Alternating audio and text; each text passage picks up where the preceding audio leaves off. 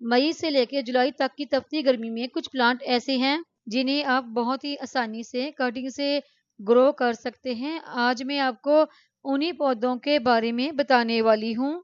नमस्कार दोस्तों, वंदना गार्डन में आप सबका स्वागत है। पहला प्लांट जिसे आप मई जून की तपती गर्मी में भी बड़ी आसानी से कटिंग से ग्रो कर सकते हैं, और ये बहुत अच्छा ना सिर्फ ग्रो ही होता है बल्कि इसमें अच्छी फ्लावरिंग भी होती है। और ये प्लांट है बोगनविलिया, जो काफी अलग अलग कलर में आता है। इसे आप नर्सरी से भी ले सकते हैं और आपको ये रोड साइड लगे हुए भी काफी सारे मिल जाते हैं अलग अलग कलर के। मैं ये 2 कलर रोड साइड से ही लेके आई हूँ। बोगनविलिया की कटिंग जब भी अपने ग्रो करने के लिए लेनी है तो पेंसिल के साइज की ही कटिंग लें और कटिंग में तिरछा कट लगाएं। इस प्लांट को आप पूरी गर्मियां कभी भी ग्रो कर सकते हैं, बस कुछ बातों का आपको ध्यान रखना होता है। बरसात के सीजन में तो देखिए ये प्लांट बहुत आसानी से ग्रो हो ही जाता है, लेकिन मई जून में अगर आप ग्रो कर रहे हैं तो कुछ बातों का ध्यान रखें। और इस कटिंग को ग्रो करने के लिए जो मिट्टी आपने लेनी है, तो देखिए इस मिट्टी में मेरी कंस्ट्रक्शन साइड की रेत और कोकोपीट तो पहले से ही मिक्स है, और ये ली है मैंने गोबर की खाद, और ये है फंगीसाइड, और इसमें मैं 1 चम्मच हल्दी मिक्स कर दूंगी। अगर आप इसमें नीम खली ऐड करना चाहें तो वो भी कर सकते हैं। और इस कटिंग को ग्रो करने के लिए रूट हार्मोन के तौर पर देखिए मैंने ये एलोवेरा भी लिए हैं। एलोवेरा में डिप करके मैं इसमें थोड़ी सी हल्दी लगा लूंगी, क्योंकि इन दिनों देखिए जब मैंने ये कटिंग ग्रो की थी गर्मी थी बहुत ज्यादा। अगर आप यहाँ पर रूट हार्मोन के तौर पर एलोवेरा और हल्दी में से किसी एक चीज का इस्तेमाल करना चाहें तो वो भी कर सकते हैं।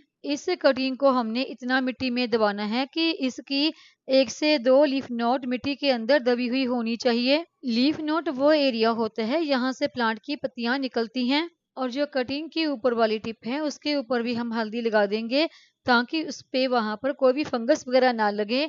और बची हुई हल्दी को मैं पानी में अच्छी तरह से मिक्स करके इन गमलों में वाटरिंग कर देंगे। पानी लगाने के बाद देखिए हमने इन गमलों को इसी तरह से नहीं रखना है, क्योंकि इन दिनों गर्मी बहुत ज्यादा है। हम इन कटिंग को किसी शेड वगैरह के नीचे रखेंगे, यहाँ पर कम से कम सुबह की 1 घंटे की धूप ही आती हो। कटिंग से ग्रो करने के लिए ये अगला प्लांट है चंपा। ये आपको पार्क में, रोड साइड पर कहीं भी बड़ी आसानी से मिल जाता है, और मुझे भी ये कटिंग किसी से मिली ही है। इस कटिंग को सबसे पहले तो मैं 2 पार्ट में डिवाइड करके तिरछा कट लगा लूंगी। अगर आप इतनी बड़ी कटिंग इसी तरह से लगानी चाहें तो इस तरह से भी लगा सकते हैं, लेकिन मैंने इसके 2 पार्ट कर लिए हैं। और इस कटिंग को लेने के बाद आपने तुरंत ही ग्रो नहीं करना है।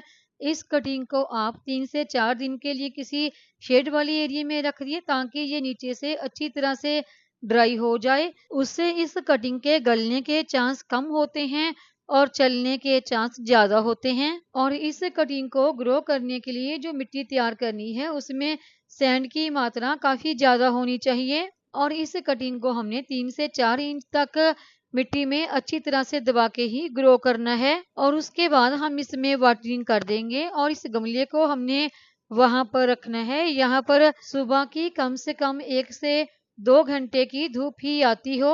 आगे है ये पर्पल हार्ट, जो बहुत ज्यादा फैल जाता है। इसकी बहुत सारी कटिंग मैंने पहले से ही अपने गार्डन में लगा रखी है। इस प्लांट को आप समय समय पर कटिंग करते रहें तो ये प्लांट काफी बुशी सा हो जाता है। तो इस प्लांट को कटिंग से ग्रो करने के लिए इसकी एक ब्रांच ही काफी है। इसकी ब्रांच काफी सॉफ्ट होती है, थोड़ा सा ट्विस्ट करने से ही टूट जाती हैं। इसकी नीचे की पत्तियां रिमूव करके यहाँ से इसका नॉट वाला एरिया है वो मिट्टी में दबा के आप इसे बहुत आसानी से ग्रो कर सकते हैं। और ये कटिंग देखिए मैंने मई के महीने में लगाई थी। और आगे है ये अजवाइन का प्लांट। वैसे ये असली वाली अजवाइन नहीं होती, लेकिन इसकी जो खुशबू होती है वो बिल्कुल अजवाइन की जैसी ही होती है। मेरे गार्डन में हालांकि इसकी पहले से ही बहुत सारी कटिंग लगी है। इस प्लांट की जो ग्रोथ है वो बहुत फास्ट होती है। तो आज मैं इसी प्लांट की एक छोटी सी ब्रांच ले लूंगी ग्रो करने के लिए। देखिए इतनी सी भी कटिंग लेते हैं तो वो भी ग्रो हो जाती है। तो सबसे पहले हम इसकी जो नीचे की पत्तियां हैं वो सब रिमूव कर लेंगे, और इसका नोट वाला एरिया मिट्टी में दबाते हुए अच्छी तरह से इसे ग्रो कर लेंगे। ये अगला प्लांट है रियो का। ये मेरे गार्डन में काफी जगह लगा है और अच्छा फैल जाता है। इसे आप कटिंग से बहुत आसानी से ग्रो कर सकते हैं। इसकी आप एक छोटी सी भी कटिंग लेते हैं तो बहुत आसानी से ग्रो हो जाती है और इसकी रूट भी काफ़ी जल्दी डेवलप हो जाती है। तो इसे ग्रो करने से पहले सबसे पहले हम इसकी जो नीचे की पत्तियां हैं इन्हें रिमूव कर लेंगे। तो देखिए मैंने इसकी पत्तियां और जो थोड़ी सी रूट निकली हुई थी दोनों ही रिमूव कर ली हैं। इसकी इतनी सी ब्रांच आप ग्रो कर देते हैं तो काफ़ी ज़्यादा ये फैल जाती है। और ये अगला प्लांट है मैक्सिकन पिटूनिया। इसके फूल बहुत ही सुंदर लगते हैं और पूरी गर्मियाँ खिलते हैं। इसकी भी आप एक भी ब्रांच लगा देते हैं तो वो बहुत अच्छी ग्रो हो जाती है। और इसके नीचे की जितनी भी पत्तियां हैं वो सब हम रिमूव कर लेंगे। और यहाँ पर देखिए एक बात, इसकी जो लीफ नोट है वो काफ़ी दूर दूर है, तो इसके लिए आपको इसकी कम से कम एक लीफ नोट को मिट्टी में दबाना है ताकि ये प्लांट अच्छी तरह से ग्रो हो सके। और इसकी देखिए नीचे की जितनी भी पत्तियां थी वो सब मैंने रिमूव कर ली हैं। और अगला प्लांट है ये विनका, जिसे कि सदाबहार भी कहा जाता है। इसे भी आप बहुत ही आसानी से कटिंग से ग्रो कर सकते हैं। ये आपको काफ़ी अलग अलग कलर में मिल जाता है। मेरे गार्डन में ये दो कलर का है, एक ये मजेंटा और दूसरा ये वाइट। इसे कटिंग से ग्रो करने से पहले इसके नीचे की जितनी भी पत्तियां हैं वो सब हम रिमूव कर देंगे। अगर आप इसे इसी तरह से लगा लेते हैं तो इसके पत्तियों के खराब होने के चांस बहुत ज़्यादा होते हैं, क्योंकि इन दिनों गर्मी काफ़ी ज़्यादा है। और इसकी एक से दो लीफ नोट जो है वो आप मिट्टी में दबा दें। इसे आप डायरेक्ट सनलाइट में भी रखते हैं तब भी कोई इसको फर्क नहीं पड़ता। और अगला प्लांट है ये जेडे प्लांट। इसे आप डायरेक्ट सनलाइट में रख सकते हैं। इसे किसी भी शेड वाले एरिया में रखने की जरूरत नहीं है, क्योंकि ये वहां पर खराब हो जाता है। इसकी पत्तियां पीली होने लगती हैं, धीरे धीरे प्लांट गलने लगता है और पौधा हमारा खराब हो जाता है। और जब आप इसे डायरेक्ट सनलाइट में रखते हैं तो उससे इसकी ग्रोथ काफ़ी अच्छी होती है। जैसे आप देख ही रहे हैं कि मेरे इस प्लांट की ग्रोथ काफ़ी ज़्यादा अच्छी है। और इसे ग्रो करने के लिए आप इसकी छोटी सी भी कटिंग लेके नीचे से पत्तियां रिमूव करके ग्रो कर सकते हैं। एक छोटे से गमले में भी ये बहुत अच्छी ग्रो हो जाती है। और आप इसकी बनसोई भी तैयार कर सकते हैं, वो भी मैं जब तैयार करूंगी तो आपको दिखाऊंगी। और आगे है ये डेविल, जिसकी पत्तियां देखने में बहुत ही ज़्यादा सुंदर लगती हैं। इन्हें भी आप कटिंग से बहुत ही आसानी से ग्रो कर सकते हैं। ये प्लांट बहुत ज़्यादा और बहुत जल्दी फैल जाता है। तो इस प्लांट को भी कटिंग से ग्रो करने के लिए मैंने इसकी एक ब्रांच ली है।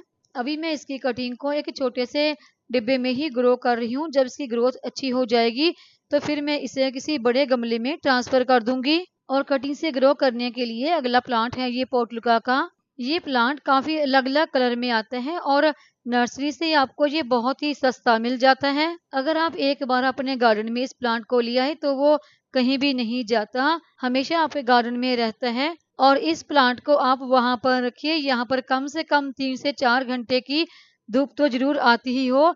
अगर धूप आपके गार्डन में नहीं आती तो आप इस प्लांट को ग्रो ना करें, क्योंकि ये प्लांट धूप में बहुत अच्छा ग्रो होता है। तो देखिए मैंने इसकी काफ़ी सारी कटिंग अपने गार्डन में लगा रखी है। इसे आप हैंगिंग बास्केट में भी लगा सकते हैं और ये एक छोटे से गमले में भी आसानी से ग्रो हो जाता है। तो मैंने इसकी कटिंग देखिए इसी गमले में लगा दी, क्योंकि ये गमला थोड़ा सा बीच में से खाली था। इसकी कटिंग को लगाने से पहले इसकी जो नीचे की पत्तियां हैं उनको थोड़ा सा रिमूव कर दें। अगर आप इस प्लांट की 1 इंच की ब्रांच भी ग्रो कर देती हैं तो वो भी काफ़ी अच्छी ग्रो हो जाती है, क्योंकि ये प्लांट काफ़ी ज़्यादा फैलता है। जितनी ज़्यादा आप इसकी कटिंग करते जाते हैं उतनी ज़्यादा इसकी अच्छी ग्रोथ होती जाती है। और आगे है ये पत्थर चिट्टा का प्लांट। इसे आप कटिंग से भी ग्रो कर सकते हैं और एक लीफ से भी इसका प्लांट ग्रो कर सकते हैं। आज मैं इसकी ग्रो करने के लिए बिल्कुल एक छोटी सी कटिंग लूंगी और इसकी नीचे की पत्तियां हम रिमूव कर देंगे और इसे आप एक छोटे से गमले में भी ग्रो कर सकते हैं। 10 से 12 दिन में ही इस प्लांट की रूट निकलना शुरू हो जाती हैं। और आगे है ये नागदौन। ये भी कटिंग से बहुत आसानी से ग्रो हो जाता है, लेकिन इसे आप किसी छोटे से कंटेनर में ग्रो नहीं कर सकते। इसके लिए आपको थोड़ा सा बड़ा गमला चाहिए, क्योंकि इस प्लांट की ग्रोथ काफ़ी अच्छी होती है और हाइट भी अच्छी हो जाती है। सबसे पहले तो देखिए आप इसकी एक कटिंग लेके उसे किसी छोटे गमले में ग्रो कर सकते हैं। जब उसकी ग्रोथ अच्छी हो तो फिर आप उसका गमला चेंज कर सकते हैं।